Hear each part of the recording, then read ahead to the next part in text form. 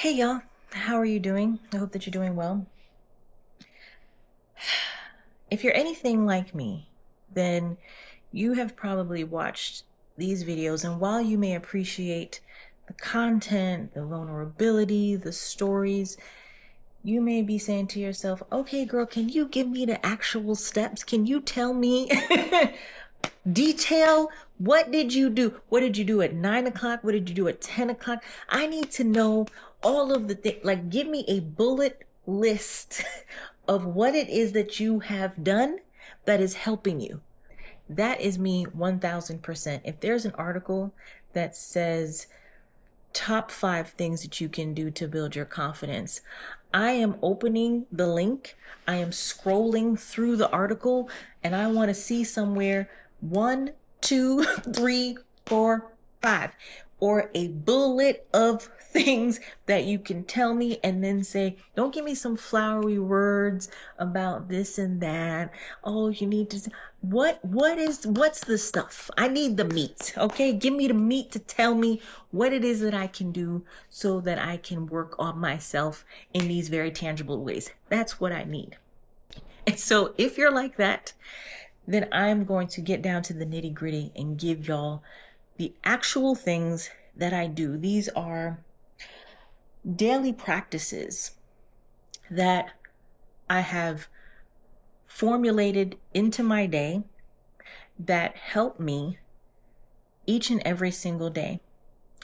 Now, some of these may sound woo-woo, but I'm sharing with you the things that have been working for me and things that I find get me back to center, that make me feel less scattered and me spreading myself thin, and it's helping me to draw myself back, take my power back so that I can start over and create my life intentionally.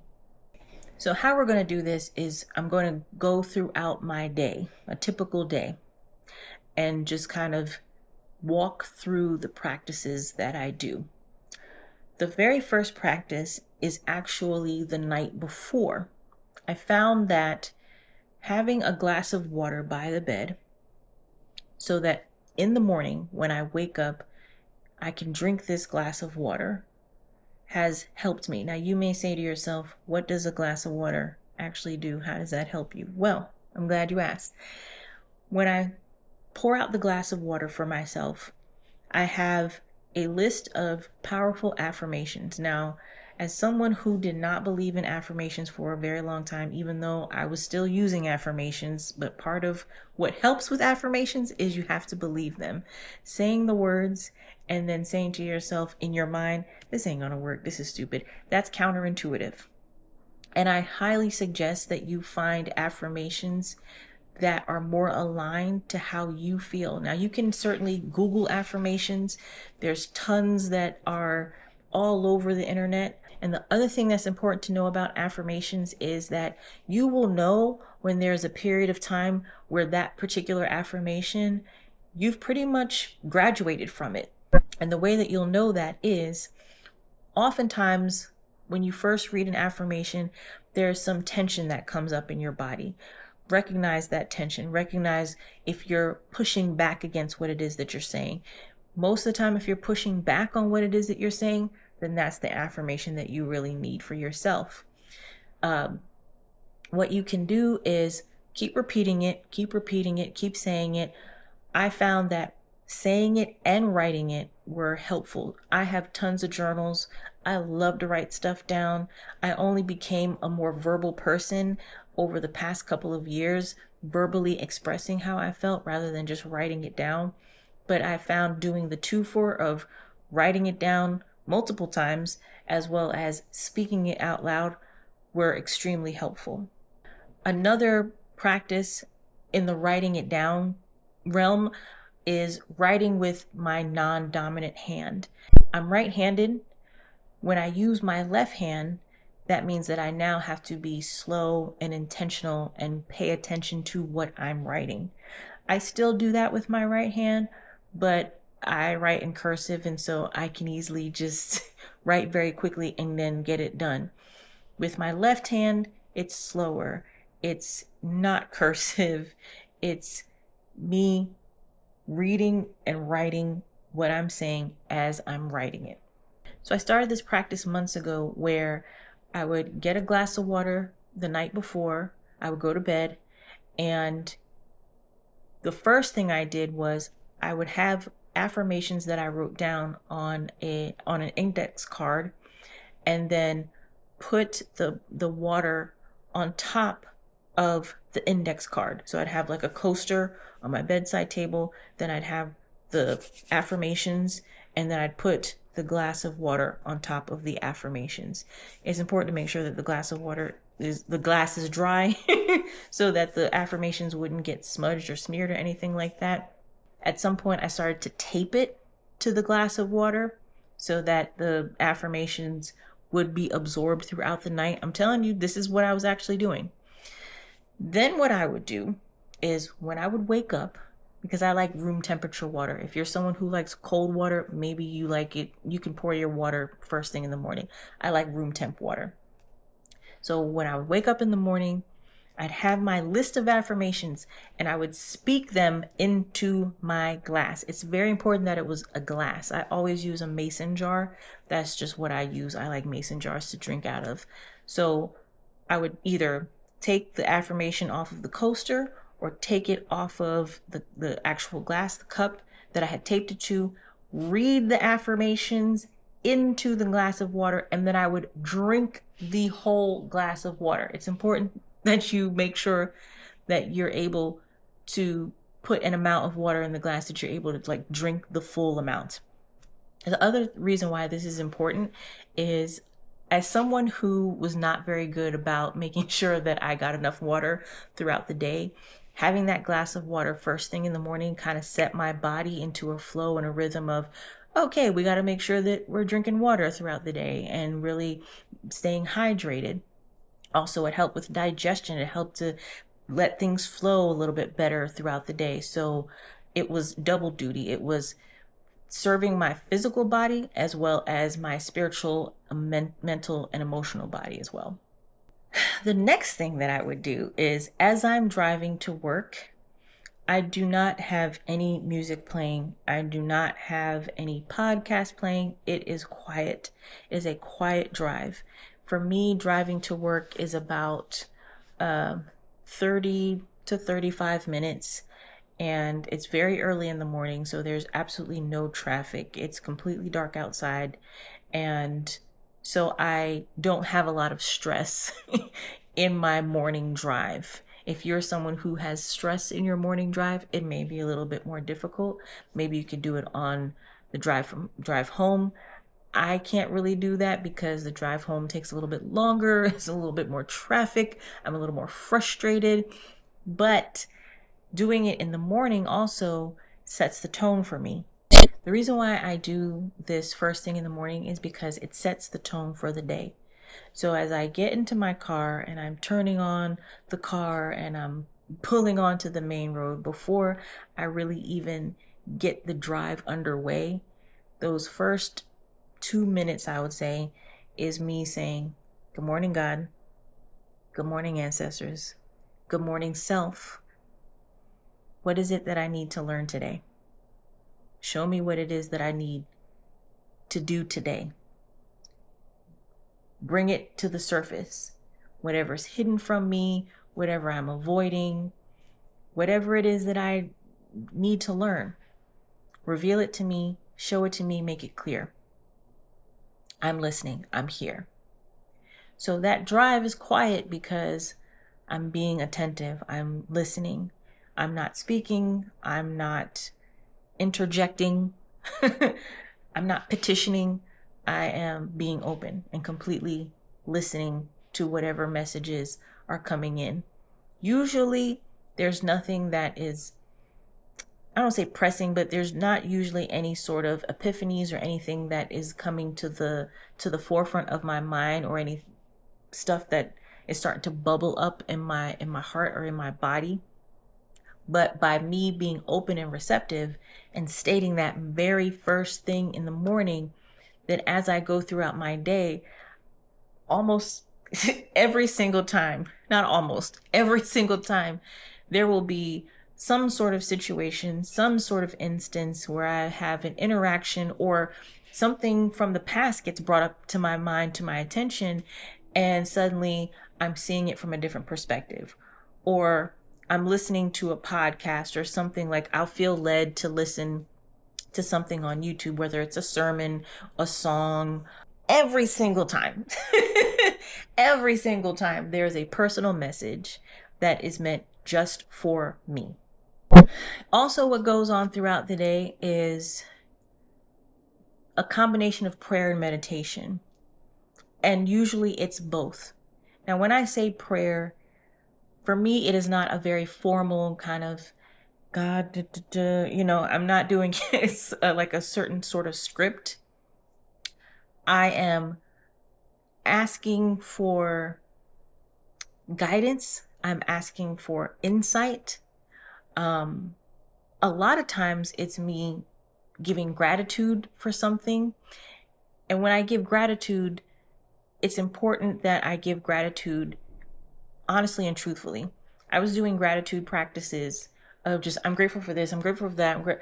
And I would be, yes, honest about, I'm grateful for all these things. But I was just thinking, once again, I'm trying to kind of expedite the process. And I was just wanting to get to a point of, well, if I just do gratitude and I get through that practice quickly, then I'll get more of the things that I want. So I thought that I was kind of being slick by tricking God and saying, if I say that I'm grateful for this, then maybe he'll give me more of that. Even though that wasn't top of mind what I was grateful for. It could have been something as simple as somebody would treat me to lunch, or somebody would give me, buy a cup of coffee for me. I was like, man, I'm grateful. And I would spend a good portion of time in a gratitude practice for that. And then meditation is, I am actively paying attention to my body. I think I had mentioned in a previous video that my job is very physically demanding. And because of that, it forces me to have to pay attention to where I'm holding tension. And I'm holding tension quite a bit, quite often, in a lot of different places. So there are times where I will have to stop and take a break and breathe, do some deep breathing, do some breath work practices, do some body scans. Maybe I will, in my breaks, sit down and massage my feet, or take some time to massage my shoulders. I usually bring with me essential oils, so that will help me if I need to kind of rub certain oils on me. Fortunately, no one around me is sensitive to smells, which is really great. But I can kind of rub some oils on me if I notice that some places might be super, super tight and really tender. And so I give myself some time to just TLC on the body.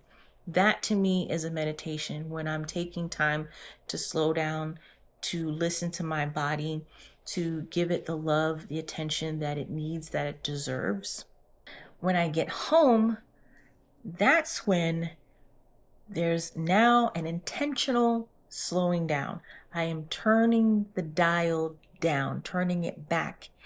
What I found is that when I am present in every single action and activity that I'm doing, I'm slower in that activity. I bring my lunch with me, so I'm washing out my takeout containers, and I'm washing out my tumbler that I have coffee or tea in.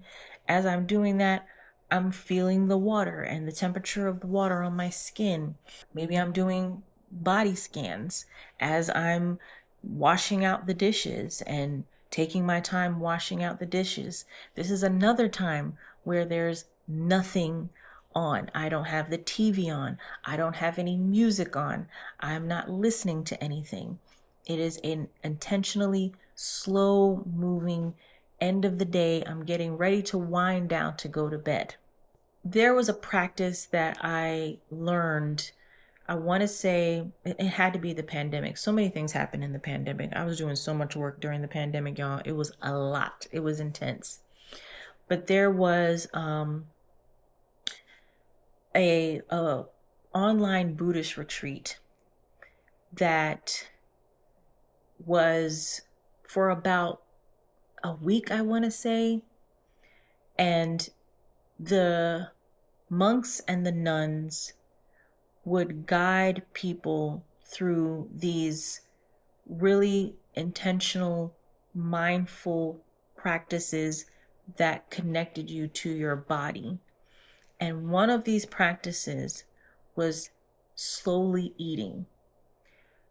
You would essentially have your meal, whatever it is that you had prepared, and you would take a spoon or a forkful or whatever, and you would slowly chew your food and move the food around in your mouth, feeling the texture as it changed.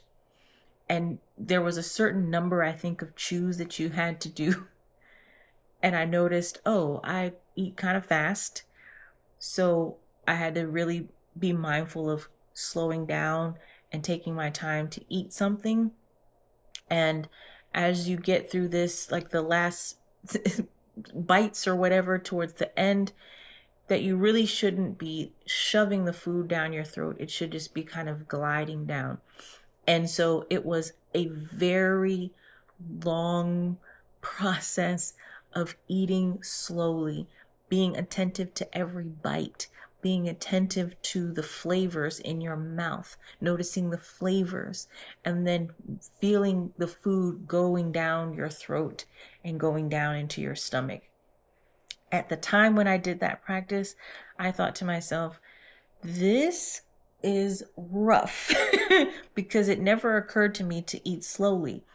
But I carried that with me, and that's something that I do not all the time, but when I do it, usually when I'm home, after I've come home from work and I'm sitting and I maybe have something small to eat because I've pretty much had a large lunch, whatever it is that I'm snacking on, when it does occur to me to do this practice, I've done it. And it does help me to be able to be more attentive and reconnect with my body. Then I take a shower. And in the shower, let me tell you, water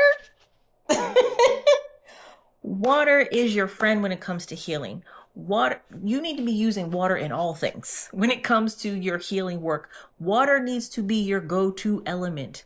You could use fire, you could use earth, but when I tell you water, because that's something that we need already. We need to have water in our system. We need to be hydrated. We need to be clean, right? So water is something that we're in constant contact with. So you might as well use it for your spiritual wellness, for your spiritual hygiene. When I take a shower, I am envisioning that the shower, the water is removing all of the impurities that I have collected throughout the day.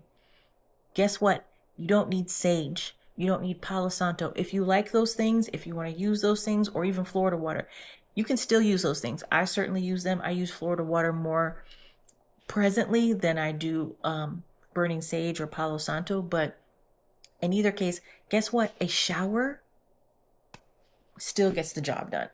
You can get in the shower and stand there and just envision that as the water is hitting you, it is just chipping away at all these things that have become attached to you throughout the day. I often envision kind of like, it's a little, I don't say graphic, it's not very graphic, but it's like if I had mud on me and I had been playing around in the mud all day and having a good time just hanging out, or had a mud bath or something like that. Then when I'm taking a shower, it's just dripping, it's coming off of my body, and I can envision it going down the drain. I can even see it in my mind's eye so clearly as I'm taking a shower, just all the dirt, all the impurities that have gotten attached to me throughout the day, through interactions that I've had with people, through things that have come up in my past, in my mind, emotions, whatever the case may be, interactions that not even just work, maybe phone calls, whatever the case may be, emails, all the things. It's just washing away. And I will stand in the shower for a while before I actually clean myself, because I'm just envisioning that this water is cleansing my energy body first. And believe it or not, I have affirmations posted up in my shower where they are in a place there where they don't get wet. But for a period of time, I had affirmations in my shower, and the way that they're positioned is as I'm looking up at the affirmation and reading it, I'm like my voice is going into the water. And so now that affirmation is basically coming back onto me and it's being absorbed into my skin through the water. When I tell you water, if y'all ain't doing this water work, this has been a game changer for me. I'll tell you, between the affirmations in the cup in the morning and then the affirmations and then the cleansing and the purification at night. Wow. That alone for a week, game changer. So I can kind of either use the same affirmations morning and night, or what I was doing for a period of time was I was using, I don't want to say softer affirmations, but maybe they were shorter ones in the morning. And then at night would be the like bulkier, the affirmations that had a little bit more weight, a little more density to them.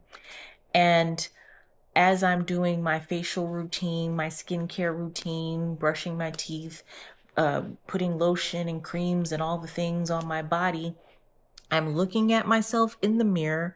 I'm looking at my eyeballs. I'm looking at my pupils bouncing from the left to the right, saying the affirmation as I'm looking into the mirror at my right eyeball, and then saying the same affirmation as I'm looking in my left eyeball, and I'm saying them to myself in the mirror, back and forth. And then the last thing, I know y'all gonna be like, dang, sounds like a lot. It seems like a lot, but it's actually really not when you really think about it, and it's a whole 24-hour day. The very last thing that I do is right before I go to bed. Now, I put a blinder on. I don't need to, but I have found that this has helped me.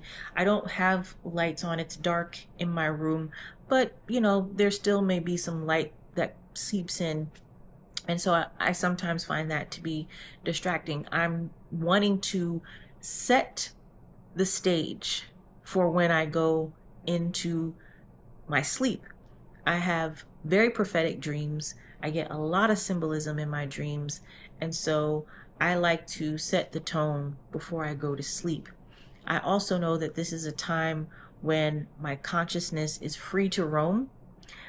The connection between me and God and spirit and ancestors and self doesn't have the daily distractions of the physical world. So whatever it is that I'm focusing on before I go to sleep only gets heightened that much more in my sleep. So as I put my blinder on, I'm usually not just envisioning who I am moving towards, because I can have some sort of physical markers, whether that is, oh, maybe I have living in this like luxurious condo, or I'm traveling, or I'm on stage talking to a bunch of people, or I'm traveling the world doing workshops and working with clients. Whatever the case may be, there could be physical things that I'm focusing on in terms of all of those examples that I gave you. But what I found is when I access the feeling of that, okay, me going on stage, doing a talk in front of thousands of people, what would I feel? Not so much nervous, no, I'd be excited. Wow, oh my gosh, I'm so confident. I got to this place where I'm able to share my wisdom. I'm able to share my gifts with people on a grand scale. And so I'm going onto the stage with confidence. What does that feel like? What does that confidence feel like? Oh, I'm traveling to some wonderful, luxurious destination, whether it is for home, whether it's for pleasure or for work. Okay, I imagine myself traveling somewhere and I'm on the plane, and what's the feeling when I'm on the plane? Am I excited? Am I mentally like preparing myself for this wonderful experience? Am I enjoying whatever food it is? Like, What is the feeling that I'm tapping into? Yes, I have the visual and the goal as a marker, but I'm more concerned with how I'm feeling. And usually, and I'll say usually, I'm really trying to pay attention to more of the positive feelings, the confidence, the excitement, the self-assuredness, the intuit, like the readiness that I feel, the security, the stability, the safety that I feel. Even envisioning, okay, I'm living in some lavish whatever place, okay, there's a safety that I feel in that. So I'm accessing the feeling, having the external thing as a goal, as like a visual to kind of get me to that place, but then going internal and saying, okay, let me access the feeling. And that is the end of my day. Was that a lot? Was that a lot? When I say it out loud and when I kind of walk through it, it may seem as though, one, it's kind of, like I said, seem very woo-woo. But these are things that have been tried and true, no matter what, that have worked for me consistently, that I've noticed a change internally. It's very important for me to address the internal change. So often, we're looking for changes to happen outside of us. Okay, well, now I did these affirmations and now I'm saying all these positive things, and so I want to see like $10,000 in my bank account. Usually what happens is that internal change has to build enough momentum to where it's now just muscle memory. You're just doing it all the time, and it's, I don't want to say you're coasting, but it doesn't feel like work. It doesn't feel like effort. And then what happens is everything around you then begins to coalesce, where you're being presented things, or people now are coming into your sphere of influence that are offering you things, or now you're being invited to rooms and spaces and talks with people or a person that you wouldn't have normally had access to, but now all of a sudden you have access to have conversations with people or be in rooms with people that you didn't before. And so you'll slowly start to see how those internal changes then set up to where the external begins to change around you. And what I have recognized is that if you are aspiring to something that is, I don't want to say lofty, but something that, feels like a reach in terms of a goal, whether that's a relationship, a job, or a lifestyle, whatever the case may be, you have to prime yourself to get to that place. Where you're at right now, your life, everything that I'm experiencing in this present moment, I had to get myself to this place. So I had to internally resource myself to be able to live this life that I'm living now. So that means that if I want something bigger, if I want something grander, then that means I have to stretch internally, so that when the thing does manifest, I'm not like, oh my gosh, and I'm not freaking out, or I'm not blowing my chances. I mean, I'm saying all this, but that's not usually how universal law works. But in either case, there has to be an internal momentum, enough, like I said, muscle memory, to where now it's like the universe is now responding back to me and saying, oh, okay, you got enough reps in where you have done this work and you already see yourself as a boss. You already see yourself as this confident person. You already see yourself as someone who is worthy and deserving of love. So now I'm going to bring to you, I'm going to magnetize, I'm going to now, Kendall, I am attracting the things that I'm already radiating. I'm already sending out the signal. And so now I'm just getting back what I'm already projecting. Listen, it's going to take some time. Okay, it's going to take some time. It's going to take a lot of practice. That's why we call these things practices, because that's exactly what it is. And it continually changes and evolves. So I just gave you a list of things that I do and I have been doing for some time, and I've been able to see results. They are, to other people, they may be results that they can't see, or things that's like, well, that's kind of insignificant. That's not really anything major. To me, huge, major, right? There's time that has to be put in. There's repetition that has to be put in. There's structure. There's commitment. There's dedication to the work. And the more dedicated, the more committed, the more I put in these reps, the more that spirit, my ancestors, self, universe, God will then reflect back to me and say, okay, she's ready for the next level. So like I said, these are things that I've been doing, and keep in mind that these have changed. I've tweaked them over time, but this is kind of the practices. These are the ones that I've been coasting on, that I've been doing enough that I feel I've seen results and I've gained some traction. And I know that there's now going to be another leveling up. I can already feel it. I felt it today earlier before I was recording. I immediately was honing in on, okay, now I got to turn the dial up and do a little bit more action where I'm actually putting myself out there into the world. I'm no longer kind of working in this hermit space. That's what YouTube is here for, for me to be able to put myself out there.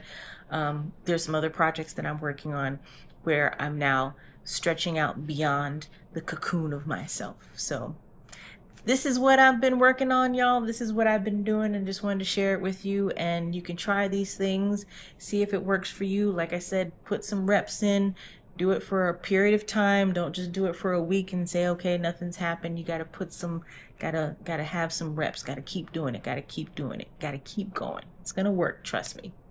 Thank you so much for watching. Please, please like, comment, and subscribe, and share these videos. And I will catch y'all on the next video. Bye.